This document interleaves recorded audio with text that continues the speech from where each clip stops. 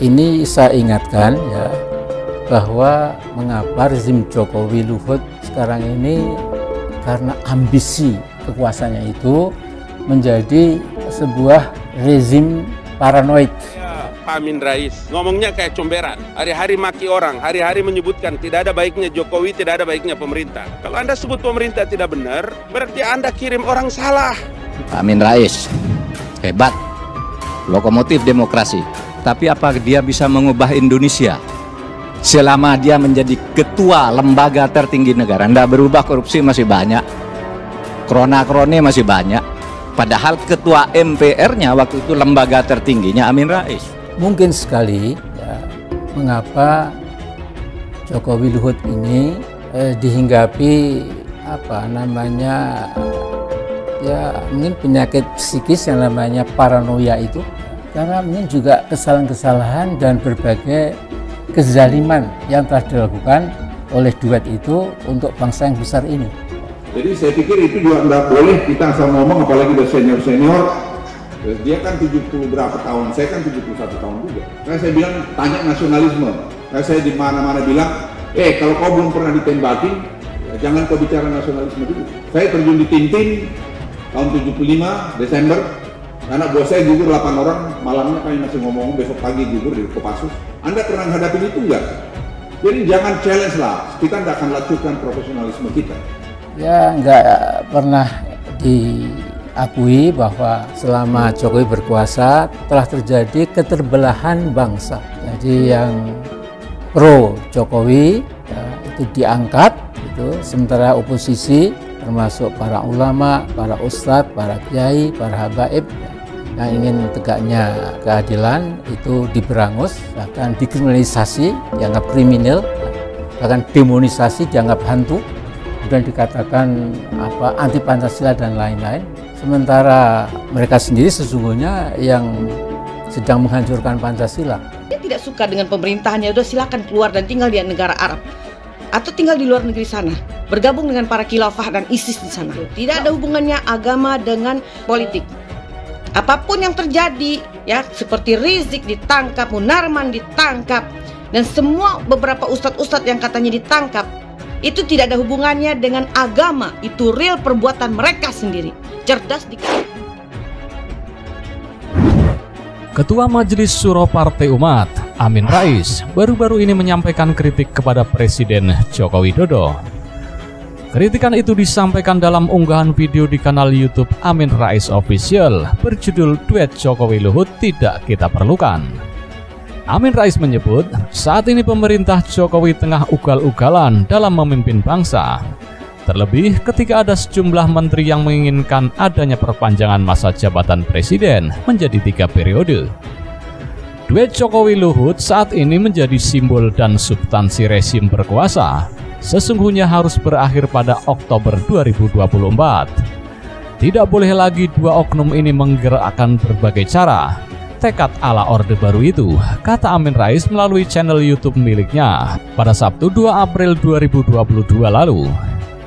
Dia masih ingat bagaimana rezim Orde Baru menggunakan banyak cara untuk menekan hingga membodohi rakyat demi tujuan politik belaka. Saya ingatkan bahwa rezim Jokowi Luhut karena ambisi kekuasaannya itu menjadi sebuah rezim paranoid. Cirinya adalah rasa tidak pernah aman, kata dia. Kemudian untuk menutupi kelemahannya lewat cara menggertak, mengancam, dan mengerahkan massa yang masif. Bahwa duet ini adalah satu-satunya yang dapat menyelamatkan bangsa, katanya. Amin prihatin dan merasa kasihan terhadap asosiasi-asosiasi dimanfaatkan demi kepentingan politik. Mengerahkan seluruh lurah se-Indonesia, mungkin nanti asosiasi-asosiasi tertentu, mungkin nanti eksponen bangsa, petani, nelayan, buruh, pegawai negeri, pensiunan, ini pensiunan itu, dan lain-lain, ucapnya. Dalam keterangannya, Amin Rais juga menyebut pemerintahan Jokowi sedang mengidap sindrom narsistik megalomania. Dia pun menjelaskan maksud sindrom tersebut. Memang seorang pemimpin, seorang presiden itu ada kemungkinan mendapat sindrom narsistik megalomania. Narsistik itu adalah orang yang merasa akulah yang paling sempurna, akulah yang paling benar, akulah yang paling tahu segala macam persoalan, orang lain lebih bodoh, orang lain tidak bermutu, dan lain-lain, ucapnya. Megalomania itu membayangkan yang besar-besar. Saya lihat ini. Maaf ya, Saudara Jokowi dan Luhut, Anda berdua ini harus mengaca diri. Tanya kepada psikolog-psikolog yang objektif, apakah kalian berdua itu sedang menderita narsistik megalomania tadi, sambungnya. Menanggapi ocehan Amin Rais, juru bicara Menteri Koordinator Bidang Kemaritiman dan Investasi Luhut Binsar Panjaitan, Jordi Mahardi, menanggapi pernyataan Ketua Dewan Syuro Partai Umat, Amin Rais.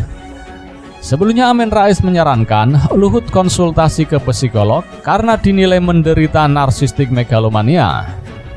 Yang megalomania itu yang nggak bisa move on, gagal jadi presiden dan terus-terusan membuli orang lain, kata Jordi ketika dihubungi pada Minggu 3 April 2022. Lalu yang harus ke psikolog itu para politikus yang tidak bisa menyampaikan pendapatnya secara beradab. Menurut Jordi, sebagai tokoh politik senior, seharusnya Amin Rais mendidik generasi muda menjadi manusia beradab, bukan justru sebaliknya. Sementara itu, Staf Khusus Sekretaris Negara Valdo Maldini mengatakan bahwa publik sudah paham dan bisa membedakan mana pernyataan atau kritikan yang rasional dan mana yang sentimen personal. Pernyataan Valdo tersebut menyikapi komentar Ketua Majelis Syuro Partai Umat Amin Rais yang menyebut rezim Jokowi merupakan rezim yang paranoid. Silakan berpendapat, publik sudah paham mana yang sentimen personal dan mana yang argumen rasional, kata Valdo Maldini pada Minggu 3 April 2022. Dia mengatakan Amin Rais merupakan alumnus program Doktor Ilmu Politik Universitas Chicago.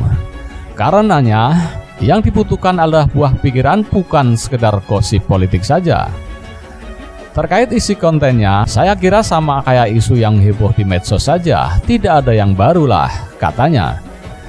Menurutnya sejak dulu Amin Rais menempatkan diri sebagai oposisi. Karenanya tidak heran apabila komentar-komentarnya mengkritik pemerintah. Kami doakan Prof. Amin Rais sehat selalu dan dipanjangkan usianya. Beliau dari dulu kan emang oposisi. Semoga beliau selalu istiqomah. Semua presiden tahu, tajam pernyataan Pak Amin, katanya. Sementara itu, Menteri Koordinator Bidang Politik, Hukum, dan Keamanan Mahfud MD juga buka suara tentang wacana masa jabatan 3 periode maupun perpanjangan masa jabatan presiden. Mahfud bahkan menjelaskan bagaimana sikap Presiden Joko Widodo terhadap perkembangan isu tersebut. Mahfud menegaskan pemerintah tidak pernah membahas tentang penundaan pemilu maupun penambahan masa jabatan presiden. Di tubuh pemerintah sendiri sampai sekarang tidak pernah ada pembahasan tentang penundaan pemilu maupun penambahan masa jabatan presiden dan wakil presiden. Baik untuk menjadi 3 periode maupun untuk memanjangkan 1 atau 2 tahun, tidak ada pembahasan di pemerintah. Sama sekali tidak pernah dibicarakan masalah penundaan pemilu dan pembahasan masa jabatan tersebut, tegas Mahfud.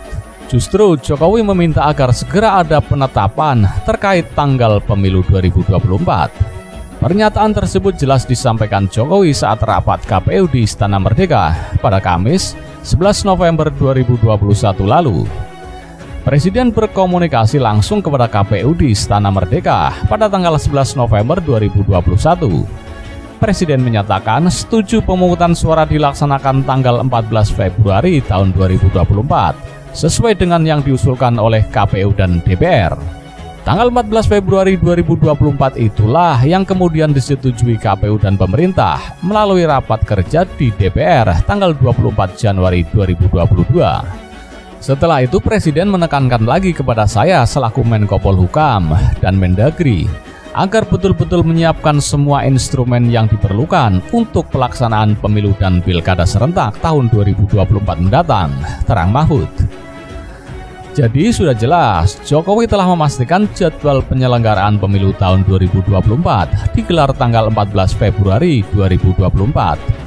Untuk itu, Mahfud meminta kepada masyarakat untuk tidak mendesak pemerintahan terkait isu perpanjangan masa jabatan presiden maupun penundaan penyelenggaraan pemilu. Dengan demikian, sikap Presiden sudah jelas tentang jadwal penyelenggaraan pemilu tahun 2024. Jadi tidak perlu didesak-desak lagi ke masalah-masalah di luar situ yang menjadi urusan-urusan di luar pemerintahan, sambung Mahfud.